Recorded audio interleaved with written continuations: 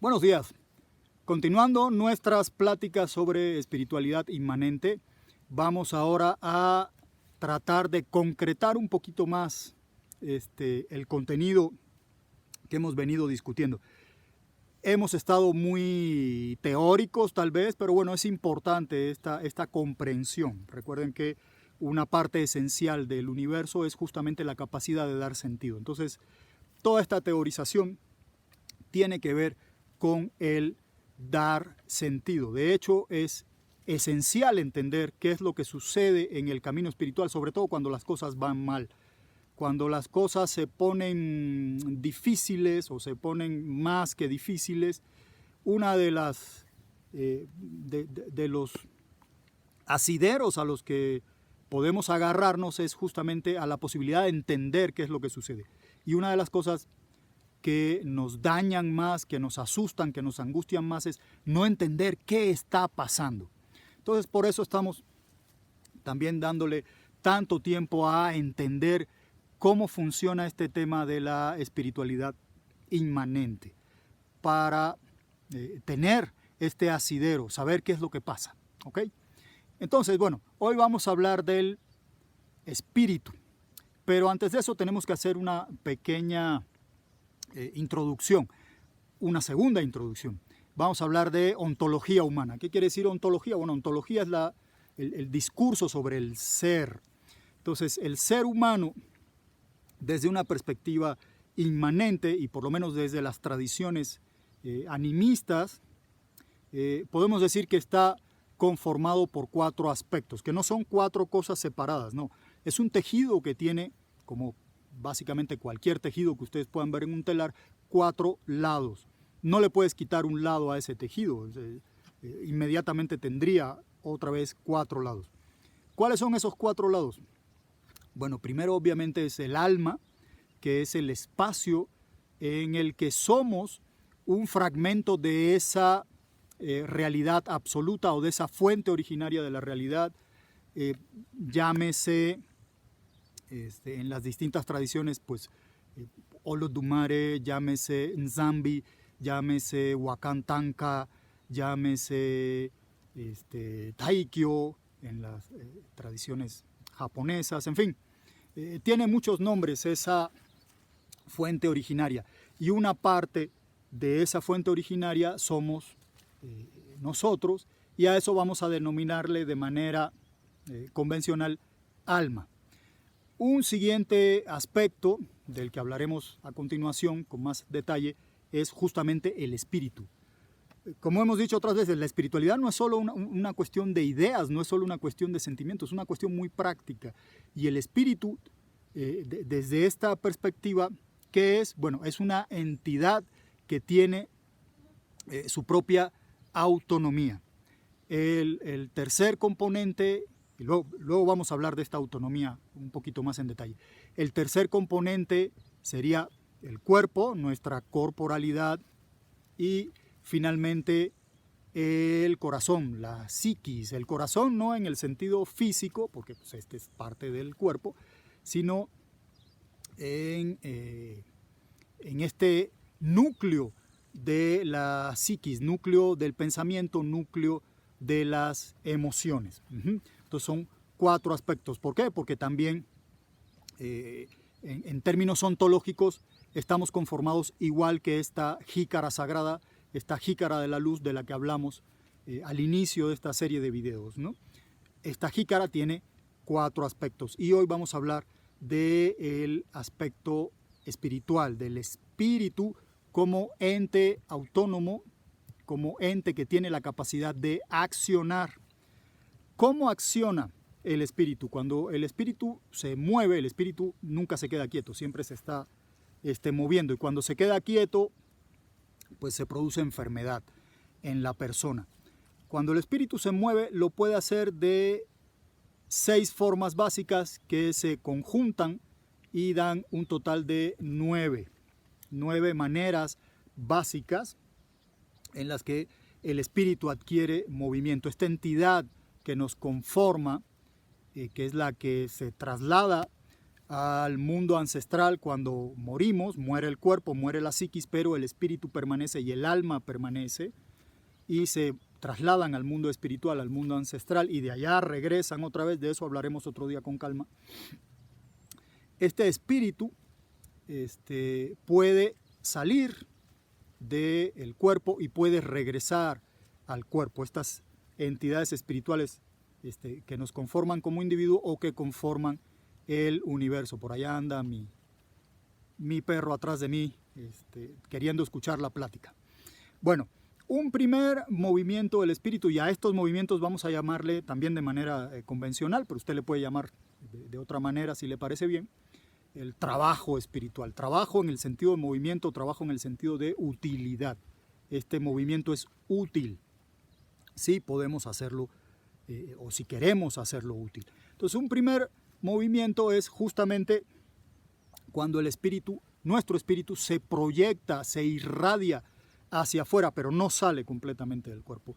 Esta irradiación hacia afuera provoca estados meditativos, provoca estados de una presencia muy estable en la realidad, provoca estados de entrelazamiento con lo que está a su alrededor. Usted se siente parte del mundo, usted se siente entrelazada o entrelazado con el universo, no de manera imaginaria, sino que lo vivencia, lo experimenta directamente.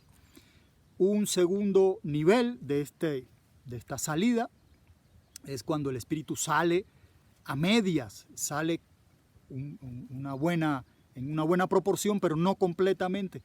En este caso, ¿qué es lo que sucede? Empezamos a tener visiones, empezamos a ver cosas y a escuchar cosas que normalmente no se ven, que normalmente no se escuchan, que no forman parte de nuestra cotidianidad, por lo menos desde una visión de la cotidianidad muy normal, muy occidental, ¿sí? Podemos ver espíritus, podemos escuchar las voces de los espíritus, podemos ver energías, podemos ver no sé, diferentes manifestaciones del mundo espiritual. Si estamos en la naturaleza, podemos ver incluso algunas entidades elementales que tienen digamos, una concreción espiritual que es relativamente fácil verlas, ¿no? Y bueno, en un tercer nivel es cuando el espíritu sale completamente. Esto sucede durante el sueño de manera natural, de manera espontánea, y este movimiento del espíritu no es algo patológico para nada. Esto forma parte de lo que somos, forma parte de nuestra identidad espiritual como seres humanos. Sale completamente durante el sueño y ocurre lo que se llaman los viajes espirituales y en algunas tradiciones los viajes astrales. Entonces, aquí el espíritu de la persona que tiene total conciencia puede visitar espacios ancestrales, puede visitar espacios de las deidades, puede moverse en el mundo natural, puede visitar a otras personas, puede ver su propio cuerpo dormido, ¿sí? O esto también se puede producirse en estados de trance chamánico, donde el espíritu sale del cuerpo. Esto es muy común en el chamanismo de tipo siberiano, donde el chamán se pone en trance con el uso del tambor y de ciertos cantos, de ciertos movimientos, y su espíritu sale del cuerpo. Entonces, en ese estado espiritual, su espíritu puede dialogar con las deidades, con las entidades espirituales que sea necesario hacerlo. Bueno, las otras tres formas en las que esto ocurre es a la inversa. Usted puede recibir la irradiación de un espíritu que viene de afuera hacia usted, ¿sí? Un afuera entre comillas, porque obviamente hay un entrelazamiento íntimo entre lo que sucede con nosotros y este otro mundo espiritual. Se acerca un espíritu a usted y lo irradia, la irradia. Entonces se siente físicamente, no es que usted imagine cosas, se siente en el cuerpo. Recordemos que el camino espiritual es una experiencia corporal, entonces se siente en el cuerpo. Esta es una de las guías para saber si no me lo estoy imaginando. Me preguntan, bueno, ¿y cómo sé si no me lo estoy imaginando? Bueno, si lo sientes en el cuerpo, es muy probable que no sea imaginación. puede ser autosugestión también, pero si no lo sientes en el cuerpo, sí es imaginación, definitivamente. Pero bueno, llega esta irradiación de esta entidad espiritual y usted la siente en el cuerpo y recibe cierta información, ¿sí? Una forma un poquito más profunda de esto es cuando hay no solo una irradiación, sino que el espíritu, esta entidad, que puede ser una deidad, puede ser un ancestro, puede ser un espíritu de la naturaleza, entra un poco más profundamente en esta jícara sagrada que también somos todos y todas y todes, y se produce una posesión a medias, una posesión intermedia en la que usted es poseído o poseída por esta entidad, pero no pierde la conciencia. Su espíritu está todavía dentro de su cuerpo y usted no ha perdido la conciencia. Esto sucede en algunas formas de espiritismo, sobre todo en la zona de Veracruz, en México, y también sucede con las plantas maestras, de las que hablaremos con calma en otro video, en las que se produce una posesión donde la persona conserva todavía su conciencia porque el espíritu no ha salido del cuerpo, ¿sí? Y el tercer caso, el más profundo, es cuando se produce una posesión completa, cuando entra completamente en usted el espíritu o la deidad y su espíritu sale de su propio cuerpo y usted ya pierde la conciencia, pero esta entidad que ha poseído su cuerpo puede dialogar con las personas que están ahí presentes, puede realizar ciertas acciones rituales, puede curar, puede profetizar, puede enseñar, puede hacer muchas cosas, ¿no?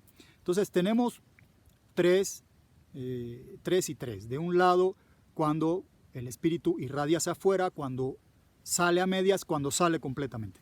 Del otro lado tenemos cuando hay un espíritu externo que nos irradia, cuando ese espíritu entra a medias y cuando el espíritu entra completamente.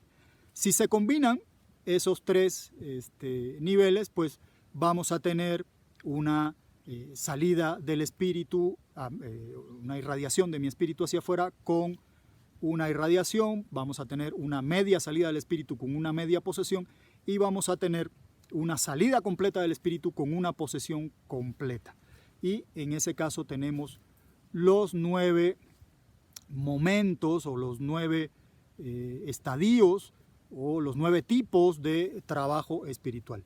Ahora bien, a riesgo de extenderme un poco más en este video, voy a explicar algo que es importante.